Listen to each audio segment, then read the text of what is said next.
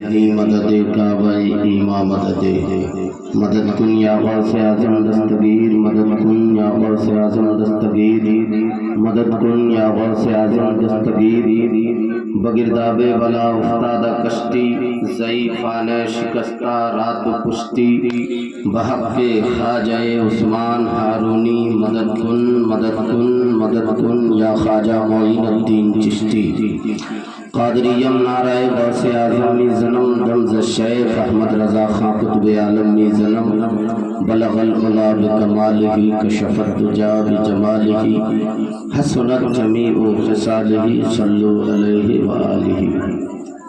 تمام تعریف و توصیف حمد و ثنا کبریائی اور بڑائی اس وحدہ لا شریک کے لیے ہے جس نے قول کن سے آنے واحد میں ساری کائنات کو پیدا فرمایا، اور درود و سلام و آقا پر جن کے صدقے میں رب ذوالجلال نے کائنات کو وجود میں لایا۔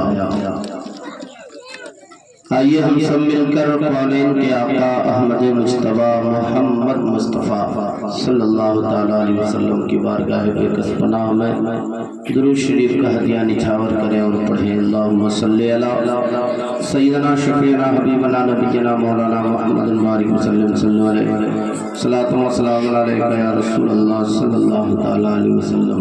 حضرات، آج اس گھر سے بارات نکلنے والی ہے اور ہمارے ماموں جان جنہوں نے بڑی محبت سے اپنا میری سنت ہے اور جس نے میری سنت سے اعراض کیا وہ ہم میں سے نہیں۔ آپ نے سب کچھ اچھا کیا ماموں جان، لیکن آپ نے ٹائم غلط سلیکٹ کیا میلاد شریف کے لیے۔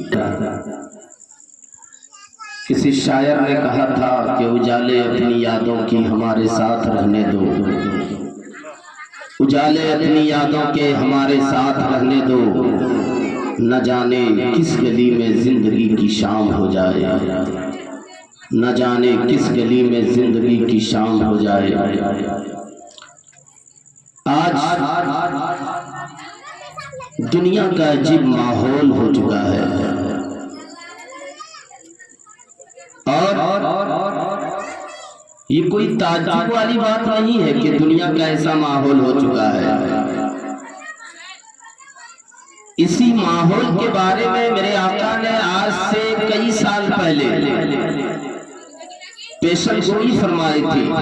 میرے آقا نے فرمایا تھا کہ جب لوگوں کے دل سے دین ختم ہو جائے،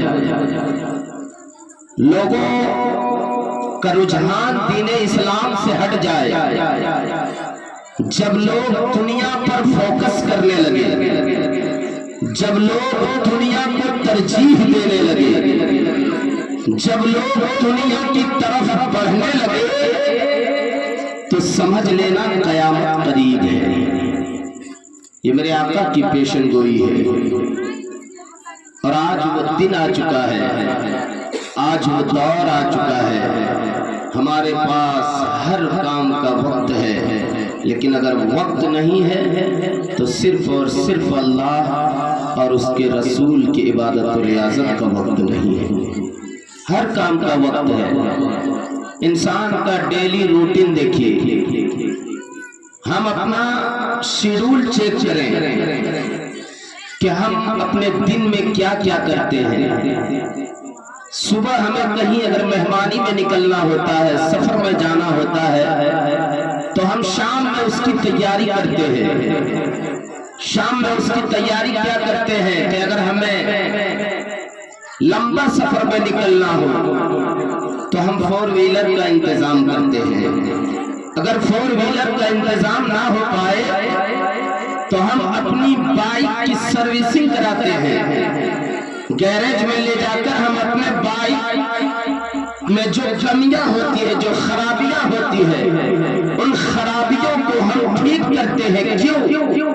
تاکہ ہم کل جس سفر میں نکلے اس سفر میں ہمیں کسی طرح کی کوئی دشواری نہ پیش آئے، اس سفر میں ہمیں کسی طرح کی کوئی مشکل نہ آ جائے، اس سفر میں ہمیں مشکلات کا سامنا نہ کرنا پڑے۔ پڑی، اس لیے ہم کل کے سفر کی تیاری آج کرتے ہیں، ہم مٹھائی آج شام میں لے لیتے ہیں، ہم کپڑے کا انتظام آج شام میں کر لیتے ہیں، آج ہی شام میں ہم کپڑے کا آئرن کر لیتے ہیں، کپڑے استری کر لیتے ہیں، آج ہی شام میں ہم مکمل جو کل جانے والے ہیں مہمانی میں یا سفر میں ہم اس کی تیاری آج کر لیتے ہیں۔ اے نادان، اے دنیا والوں، میں آپ سے یہی تو کہنا چاہتا ہوں کہ کل کے سفر کی تیاری آج جو دنیاوی سفر ہے، جو سفر سے آپ واپس آؤ گے، اس سفر کے لیے آپ نے فور ویلر کا انتظام کیا، آپ نے بائک کا انتظام کیا، آپ نے بائک کی سروسنگ کرائی، آپ نے کپڑے کی استری کی، آپ نے مٹھائی کا انتظام کیا، آپ نے کپڑے کا آئرن کیا، آپ اپنے گھر میں نہا دھو کر کے سینٹ پرفیوم لگا کر کے تیار ہو گئے، کیونکہ آپ کو مہمانی میں جانا ہے، سفر میں جانا ہے، اور اس سفر سے واپس بھی آنا ہے۔ لیکن تم کتنے بے عقل ہو چکے ہو، تم کتنے نادان ہو چکے ہو، اس دنیا کی محبت میں، اس دنیا میں تم کیسے پھنسے ہو، اس دنیا کے لالچ میں، اس دنیا کی محبت میں تم کیسے گرفتار ہوئے ہو کہ جس سفر سے واپس آنا ہے اس کی تیاری کر لیتے ہو، لیکن جس قبر سے کوئی آج تک واپس نہیں لوٹا، جس قبر میں جانے کے بعد نہ قارون زندہ لوٹا ہے، نہ فرعون لوٹا ہے، نہ شاداب شداد لوٹا ہے، نہ حمان لوٹا ہے، نہ کوئی ولی لوٹے ہیں، نہ کوئی نبی لوٹے ہیں، نہ کوئی شہید لوٹے ہیں، نہ کوئی پیغمبر لوٹے ہیں، نہ کوئی پیر لوٹے ہیں، پھر اس قبر کی تیاری تم کیوں نہیں کرتے ہو؟ تمہیں دنیا کی کس چیز نے اندھا کر کے رکھا ہے؟ تمہیں دنیا کی کس یاد ہے خدا کی یاد سے غافل کر کے رکھا ہے؟ یاد رکھ لیجئے، ایک پکا سچا مومن وہی ہوتا ہے جس کو دنیا کی فکر کم ہوتی ہے، اپنے قبر و حشر کی فکر انہیں ہمیشہ لگی رہتی ہے۔ ایک پکا سچا مومن وہی ہوتا ہے جس کو دنیا کی فکر کم اور آخرت کی فکر اسے زیادہ ستاتی ہے۔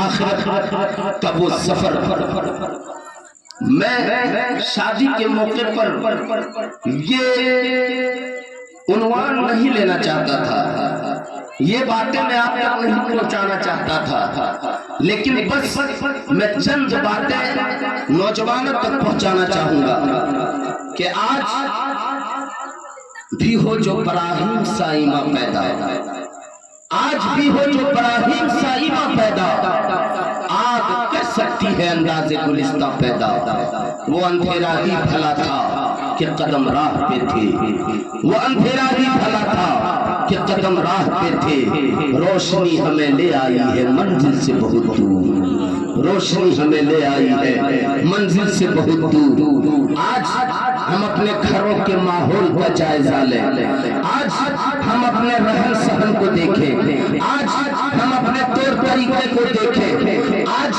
ہر جگہ دنیا میں آج ہندوستان کا ماحول دیکھ لیجئے، آج ہندوستان کے مسلمانوں پر ہندوستان حکومت طرح طرح کی سازشیں رچ رچ کر کے کبھی مولانا کو کاٹ رہا ہے، کبھی مولوی کی گردن اڑا رہا ہے، کبھی مولوی کو ٹرین میں مار دیا جاتا ہے، کبھی کسی امام کو مسجد کے حجرے میں مار دیا جاتا ہے، کبھی جو ہے مسجد کو منہدم کیا جا رہا ہے، کبھی مدرسے کو ڈھایا جا رہا ہے، کبھی خانقاہوں کو گرایا جا رہا ہے۔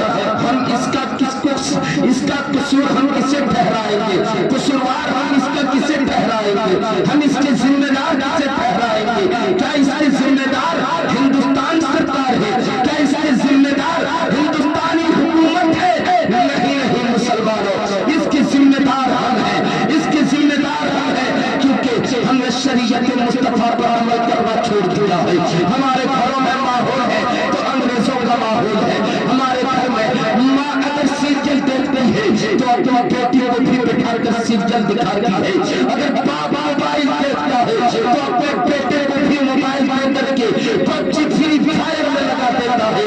آج ہم دیکھتے ہیں اپنے گھروں کے ماحول کو، چھوٹا چھوٹا بچہ ہے جسے الف با قاعدہ پڑھنا چاہتا تھا، جسے بسم اللہ الرحمن الرحیم کی تلاوت کرنا چاہتا تھا، وہ بچہ بسم اللہ نہیں جانتا ہے، وہ بچہ الف سے جا کر نہیں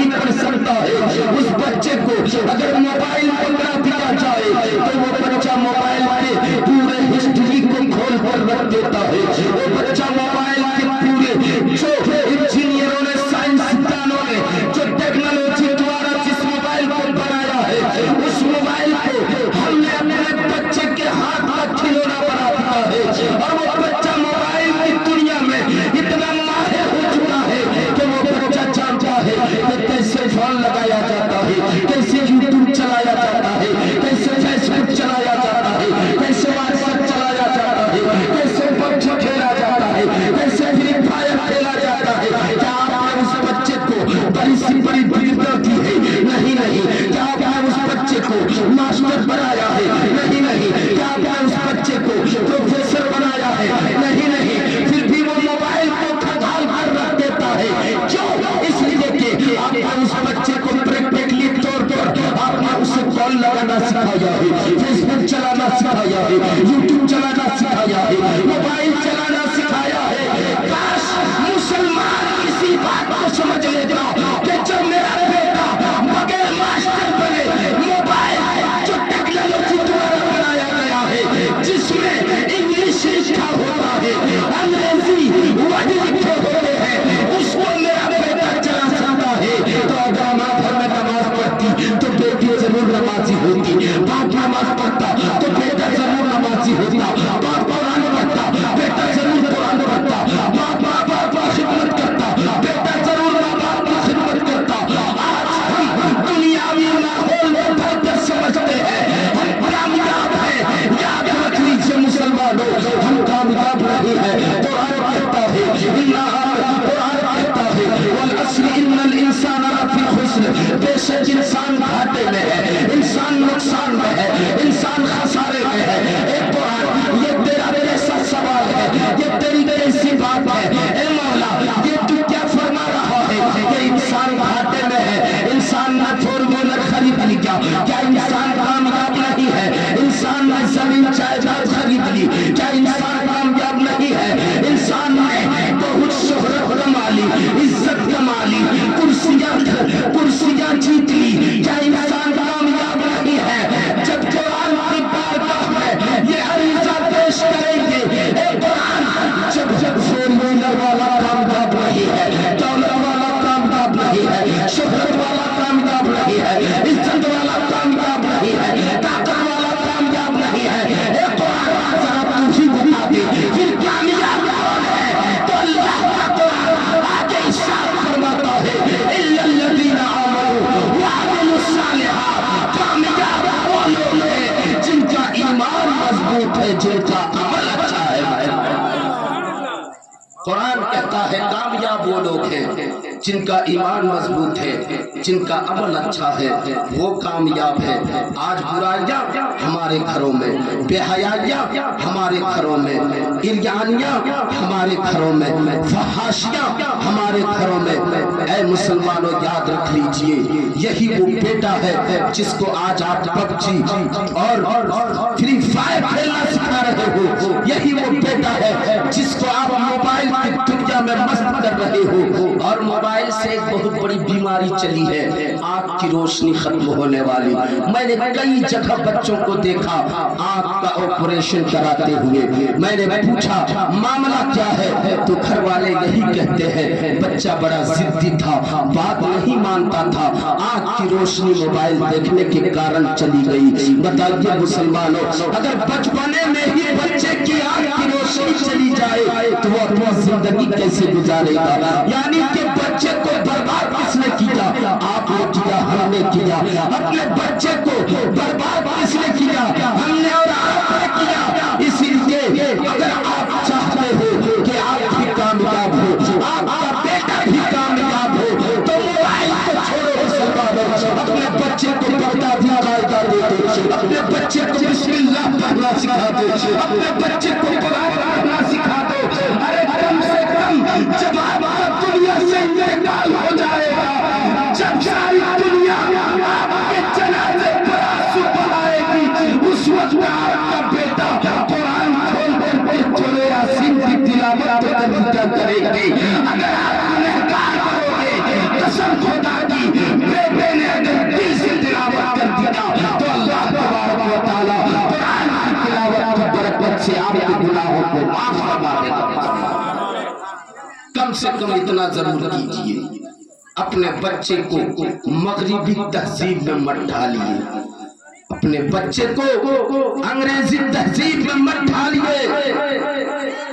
یہی وہ بچہ ہے جب تک